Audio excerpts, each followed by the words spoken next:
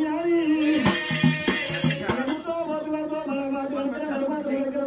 ఒక పిల్లగానికి జన్మనిచ్చింది భార్య మరణమైంది మరణమాతలు కలిగిన వాడి పేరు మహిషాసురుడు అంటే పేరు పెట్టినారు దేవతలకు బృహస్పతి రాక్షసులకు శుక్రాచార్యుడు కాబట్టి